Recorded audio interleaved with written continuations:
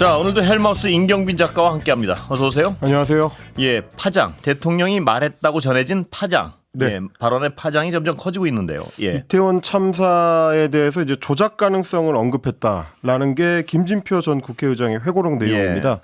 이 내용이 공개되면서 워낙 좀 파문이 커지고 있는 상황에서 여기에 이제 한 가지 더 추가된 게 박홍근 민주당 의원이 페이스북에 예. 대통령의 발언 내용을 조금 더 구체적으로 공개한 겁니다. 이런 내용을 이제 페이스북에 공개했는데 2022년 12월 5일 강남 한 호텔에서 열린 국가조찬기도회에서 두 분이 함께 참석한 뒤에 오전 9시 15분경부터 30분 내지 35분 정도 따로 만나서 나눴다는 내용을 당시 민주당 원내대표였던 박홍근 의원이 전화를 통해서 이제 이 김진표 의장한테 전해드렸다는 거고요. 내용을 보니까 이태원 참사와 관련해가지고 거기 동남아 식당이 조금 있는 이태원은 먹거리나 술집도 별로 없고 볼거리도 많지 않은데 그렇게 많은 인파가 몰렸다는 게 이해가 안 간다라고 이야기를 했다는 겁니다. 예. 그러면서 대통령이 한 얘기가 그러니까 원래 같으면 그렇게 인파가 많이 몰릴 곳이 아닌데 MBC와 KBS, JTBC 등 좌파 언론들이 사고 2, 3일 전부터 사람이 몰리도록 유도한 방송을 내보낸 이유도 의혹이다라고 대통령이 발언을 했다는 겁니다. 그러면서 우발적 발생이 아니라 특정 세력이나 인사에 의해서 범죄성 사건의 가능성을 의심으로 갖고 있다. 이런 얘기들을 대통령이 했다고 김진표 의장이 통화를 통해서 얘기를 했고 그걸 박홍근 당시 원내대표가 메모장에 기록을 해놨다가 이번에 페이스북에 공개를 한 겁니다. 아, 정말 사실이라면 엄청난 얘기군요. 그러니까 MBC, KBS 등 공영방송들이 어떤 사건 조작에 참여했다 뭐 이런 의미도 있는 건가요? 그렇습니다. 그러니까 이태원 참사라고 하는 역사적 대참사가 어떤 특정 세력에 의해서 이제 유도된 측면이 있고 거기에 MBC, KBS랑 공영방송도 포함된다 이 얘기 그렇습니다. 아닌가요? 일종의 그 사람을 몰리게 하는 어떤 역할을 맡았다라는 걸로 들릴 수 있는 부분인 거죠. 아, 이 얘기를 어떻게 받아들여야 되나요?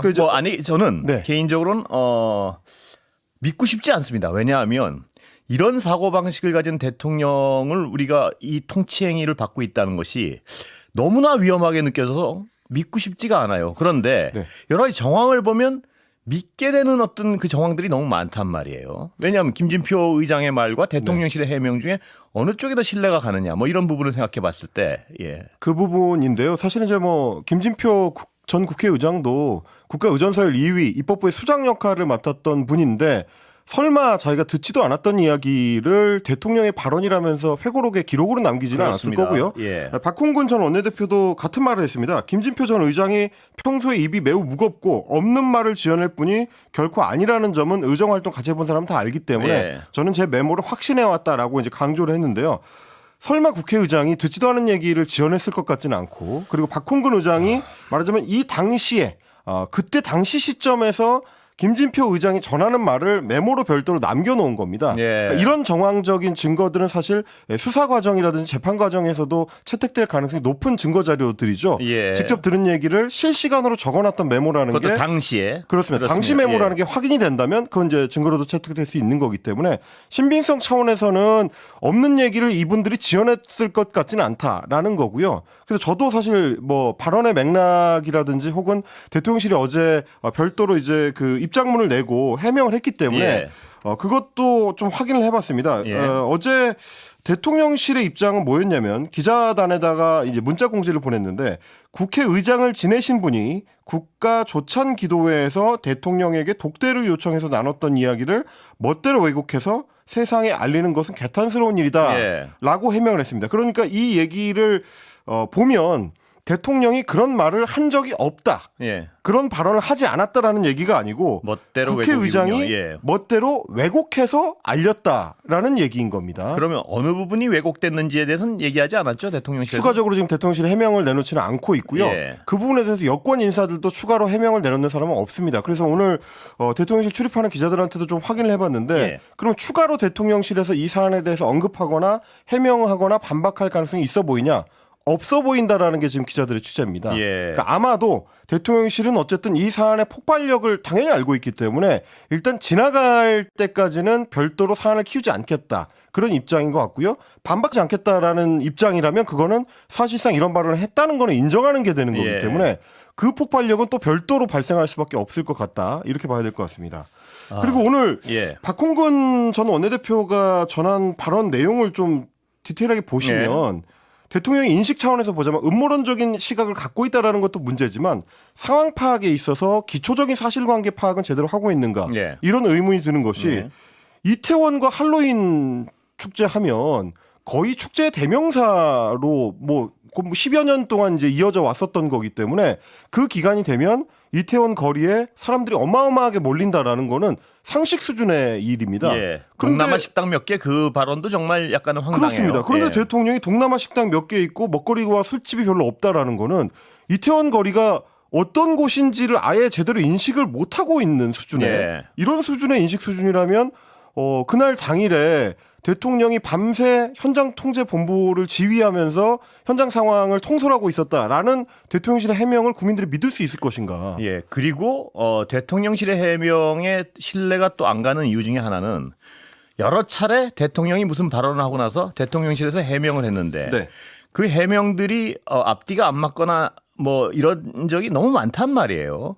그러다 보니까 어떤 대통령실 해명 자체가 대통령 말을 주워 담는 듯한 해명의 자료들이 많이 나왔었고 이번도 그런 것 아니냐는 의심을 할 수밖에 없는 상황. 이런 상황들이 참 불안한 거예요. 예. 저희가 이제 그 극우 유튜버들의 발언을 대통령이 믿은 것 같다라는 의혹 제기에 대해서 이제 말씀을 드리고 있기 때문에 말씀드리자면 자, 우발적인 발생이 아니고 이 사건이 우발적으로 발생한 게 아니고 그러니까 사고가 아니라는 얘기인 거죠. 특정 세력이나 특정 인사에 의한 범죄성 사건의 가능성이 있다. 예. 누군가가 이 사건을 만들어냈다. 범죄 사건으로 만들어낸 사건이다. 이거는 우리가 막을 수 있는 게 아니었다. 정부가 나서서 차단하거나 막을 수 있는 게 아니었고 예. 범죄였기 때문에 범인을 잡아야 된다. 이런 인식을 지금 대통령이 드러낸 거지 않습니까? 예. 근데 사실 그게 저도 선명하게 기억하는 게 참사가 발생한 당일 밤부터 그런 이야기들이 극우 유튜버들한테 파다하게 나오기 시작했습니다. 예. 사건 현장에 뭐 영상 같은 거를 공유를 하면서 현장에 무슨 탈을 쓴 이상한 사람이 있었다든지 그 사람이 예. 무슨 아보카도 오일이라고 이제 미끌미끌한 기름을 밑에다 뿌려서 그걸 밟고 사람들이 미끄러진 거라든지 그리고 뭐 민주노총의 조직원들이 거기에 뭐 참여를 해가지고 이런 사건을 발생시켰다든지 이런 식의 음모론들이 성행했었고요. 그게 밤새 이어졌습니다. 그랬었죠. 그러니까 그런 지금 소개하신 그런 극우 유튜버들의 주장과 네. 김진표 전 의장이 전한 대통령의 발언과 그 발언이 맞다면요. 네. 그 맞다면 너무 일맥상통하는 부분이 많다는 거죠. 그렇습니다. 그리고 또 한 가지 좀 지적을 하고 싶은 게 그리고 그 사고가 있었던 그 다음날 아침에 대통령이 참사 현장을 찾았을 때 했었던 발언인데요. 예. 그때 뭐 여기서 그렇게 사람이 많이 죽었단 말인가 이런 네, 식의 이제 굉장히 탄식을 그것도 논란이 있었죠. 네, 예. 그 발언도 논란이었지만 뇌진탕이라는 단어를 이제 언급하는 부분이 있었습니다. 예. 그때 이제 참사 현장에서 이제 압사를 당해서 사람들이 많이 죽었다라는 설명을 소방관이 하니까 압사?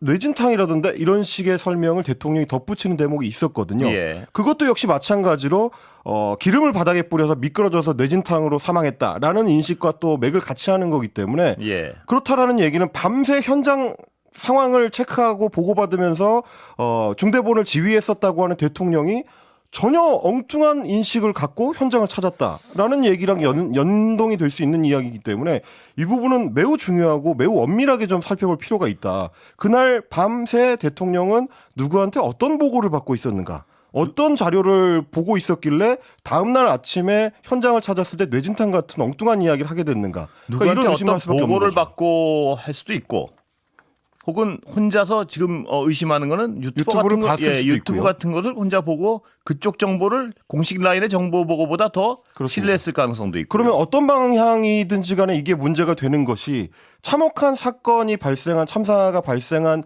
그날 밤새 중대본을 지휘했었던 대통령이 공식 라인을 통해서 공식 체계를 통해서 올라온 보고를 신뢰하지 않고 예. 다른 라인을 통해서 혹은 본인이 따로 갖고 있는 어떤 정보를 통해서 그 정보에 기반해서 상황을 파악하고 있었다 그러면 그야말로 그 자체가 참사가 될 수도 있는 그렇습니다. 대한민국 국가 시스템의 어떤 붕괴의 한 양상이 될 수도 있는 거기 때문에 이 부분은 굉장히 선명한 어떤 진실 규명이 필요하다. 대통령은 왜 그런 말을 국회에 의장하게 했는가?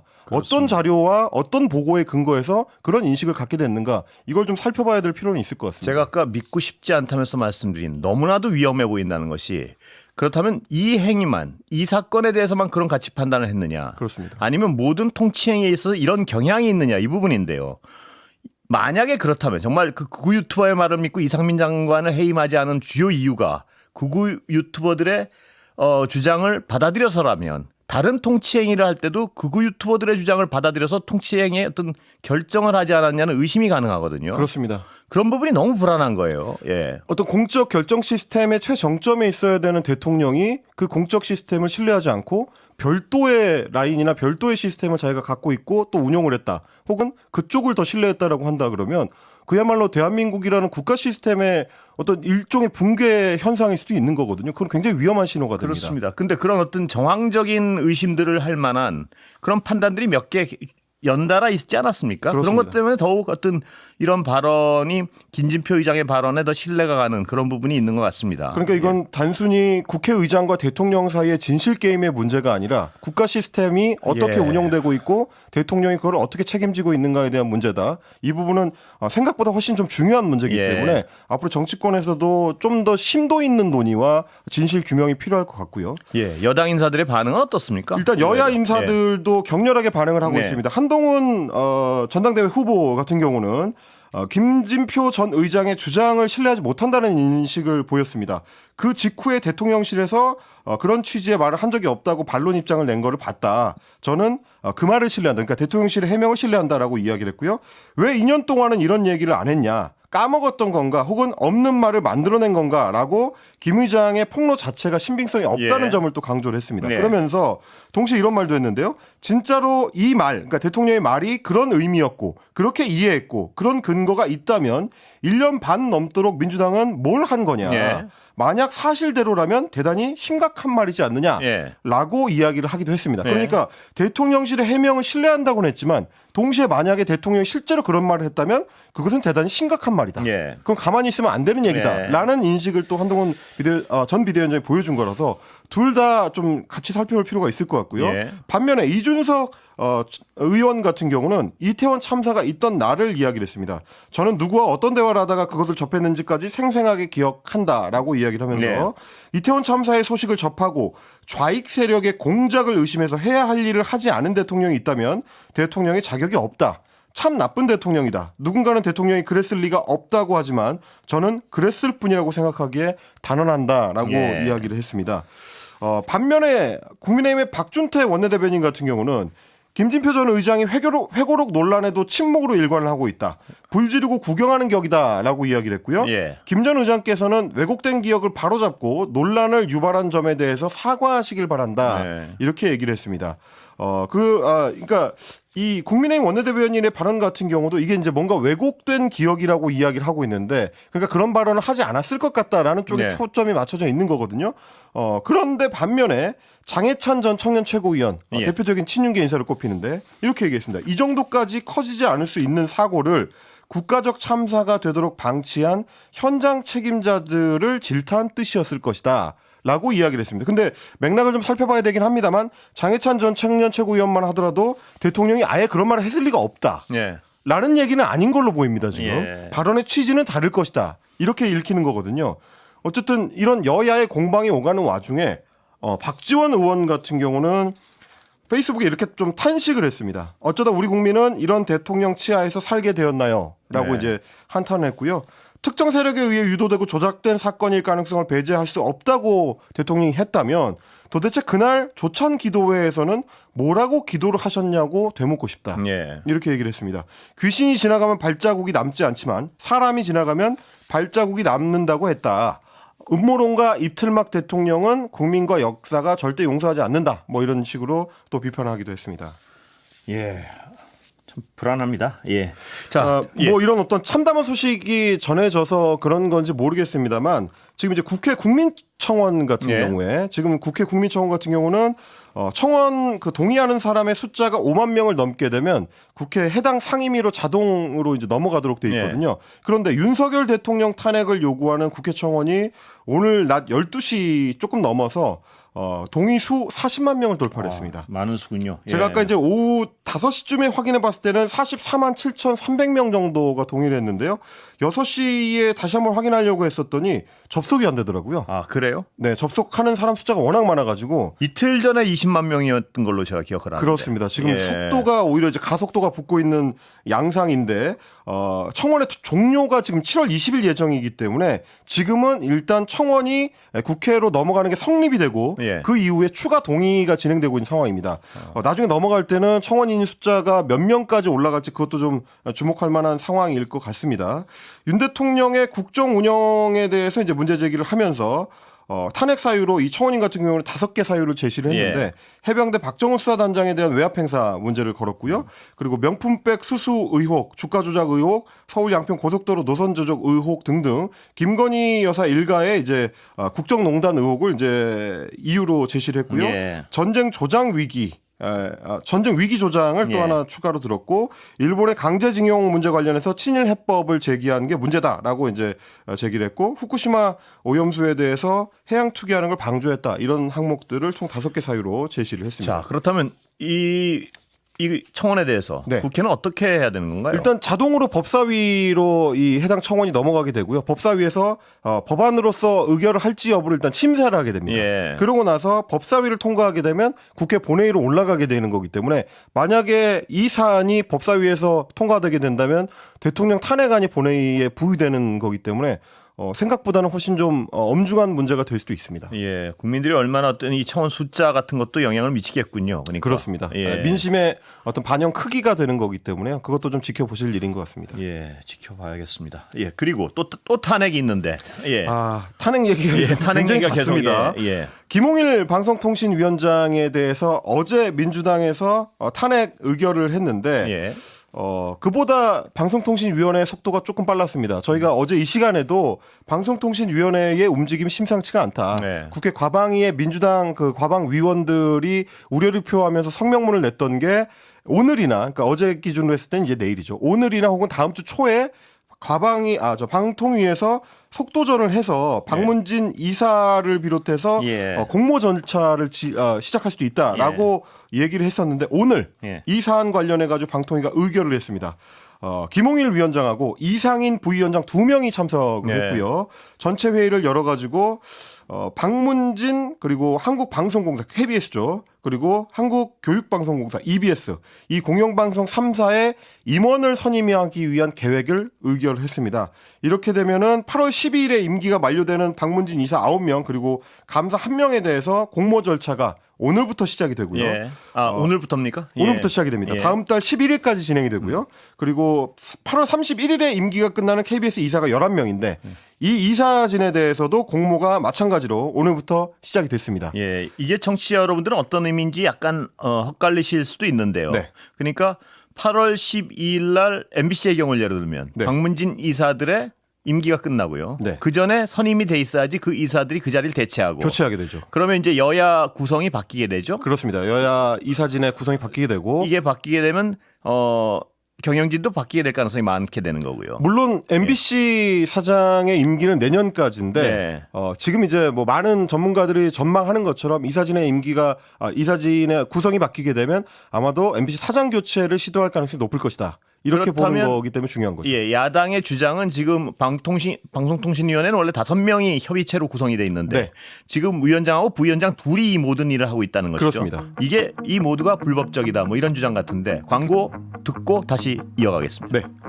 자, 방통위 얘기 좀 더 해볼까요? 예. 네, 뭐 말씀하신 대로 사실 이사진이 교체가 되게 되면 아마 이제 MBC 사장에 대해서 이제 교체 시도를 할 것이다라는 예. 게 이제 야당 과방 위원들의 이제 우려고요. 예. 그걸 막기 위해서 이제 야당에서는 그동안에 이제 방송사법이랑 방통위법을 개정안을 제출해 놓은 상태였는데 일단 이렇게 되면은 앞으로 남은 과정들을 좀 짚어볼 필요는 있을 것 같습니다. 예. 아마도 예상하는 대로 정동영 의원도 어제 이제 예. 페이스북에 그런 얘기를 했는데 김홍일 방통위원장은 이 선임 계획권을 의결을 한 다음에 탄핵안이 의결되기 전에 예. 사퇴할 가능성이 높다. 예. 왜냐하면 이제 방통위원장이 탄핵안이 국회에서 의결될 경우에는 적어도 한 6개월 정도는 방통위가 이제 기능을 못하는 상태가 되기 때문에 어떤 의사결정도 못하게 되는 것이죠. 법적인. 그렇습니다. 예. 그렇게 되면은 이제 헌법재판소에서 결정이 나올 때까지는 방통위가 이제 멈춰서게 되는 거죠. 예. 이상인 부위원장 한 명만으로는 의결할 수 없게 되니까요. 방통위로서는 그걸 피하기 위해서. 그렇습니다. 그걸 피하기 위해서 차라리 일단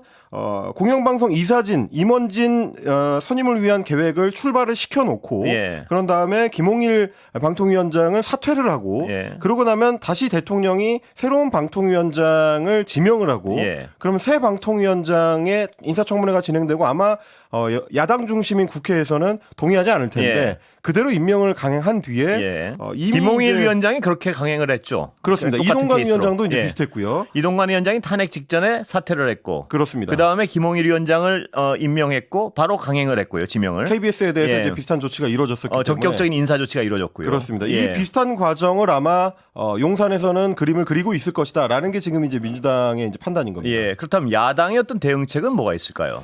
일단 뭐 당사자라고 할 수 있는 이제 박문진이나 예. 혹은 뭐 MBC 쪽에서 예. 가처분 신청을 제기할 가능성이 있습니다. 예. 그러니까 이 의결은 방통위라는 이제 협의제 기구의 원래 취지에 부합하지 않는다. 예. 원래는 이제 5명의 위원들이 협의해서 결정하도록 돼 있는데 단 2명만으로 의사결정을 하는 거는 이렇게 중요한 의사결정을 하는 건 맞지 않는다라고 해서 아마 법원에 이 의사결정을 무효화시켜달라고 가처분 신청을 제기할 거고요. 예. 그 가처분 신청의 결과에 따라서 일단 7월 초에 마무리가 될 이 박문진 이사진에 대한 어떤 선결 절차, 예. 선임 절차가 어떻게 될지가 결정이 될 것 같습니다. 예. 자, 결국은 법원 우리가 어떤 이 정치가 무너지면서 모든 영역이 법적으로 결정이 되는 상황인데 네. MBC의 향후 어떤 진로도 법원이 결정하게 될 가능성이 높게 된 상황 같습니다. 그렇습니다. 뭐 비슷한 예로는 지금 이제 YTN의 그 민간 매각 사례가 예. 있는데요. YTN을 민간에 매각할 때도 역시 마찬가지로 방통위원 2명이서 지금 결정을 했거든요. 예. 여기에 대해서 이제 YTN 노조 쪽에서 가처분 신청을 제기를 했는데 지난 5월에 나온 항고심까지 일단 기각이 됐습니다. 예. 그 가처분 신청이 기각이 됐는데 이유는 방통위 법상 제적위원회 이제 찬성으로 이제 의결하도록 돼 있기 때문에 예. 지금 2명이 제적위원이라서 예. 그 자체가 의사결정에 있어서 문제가 있는 것은 아니다라는 게 항고심까지 그러니까 가처분 신청 항고심까지 결정이었습니다. 물론 예. 본안 심사가 남아 있기 때문에 이제 최종적인 결과는 지켜봐야 되는데 그 당시에 항고심 재판부도 이 결정 자체가 위법한 것은 아니다라고 이제 판단을 할 때도 이렇게 계속 가는 거는 문제다. 2인 예. 체제로 방통위가 운영되는 것은 문제라는 언급을 했었기 때문에 예. 실제 본안 소송에서 어떻게 될지 혹은 이번 박문진의 예. 이제 임원진 결정과 관련해서도 가처분 신청에서 어떻게 결정이 될지 이런 건 좀 지켜보셔야 될 것 같긴 합니다. 예, 재판부의 판단이 대단히 주목됩니다. 예, 이게 뭐 어떤 이 공영방송의 문제가 단지 공영방송 내부의 인사 문제가 아니라 어떤 언론 자유나 여러 가지가 얽혀 있기 때문에 이 판단이 어떤 판단이 나올지가 굉장히 주목될 수밖에 사실 없습니다. 윤석열 정부 들어와서 유독 이제 이런 경우들이 많은데요. 법원이 최종 그 키를 주게 되는 경우들이 잦아지고 있습니다. 예. 말씀하신 것처럼 방통위의 결정 사안에 대해서 계속 이렇게 가처분으로 가는 게 결코 방통위라는 조직을 처음에 만들었던 취지에 부합하지는 않는 겁니다. 그렇습니다. 합의제 기구로 만들었을 때는 여야가 서로 이제 공평하게 위원 추천을 해서 그거에 맞춰서 합의를 통해 의사결정을 할 수 있도록 그 법안을 만들었던 건데 그렇습니다. 계속 이렇게 법원으로 사안을 가져가서 법원에서 결정해 주십시오라고 하는 게 원래 취지에 맞는지 잘 모르겠습니다. 그것도 그렇게 된 이유가 대통령이 야당이 추천한 원래 법에 있는 그렇습니다. 야당 추천 인사에 대해서는 임명을 안 해서 이런 결과가 빚어진 건데요. 그렇습니다. 그 예. 임명 못 받았던 방통위원 후보자는 지금 과방위원장을 하고 있는 최민희 의원이죠. 여기까지 하겠습니다. 예, 지금까지 임경빈 작가였습니다. 고맙습니다. 감사합니다.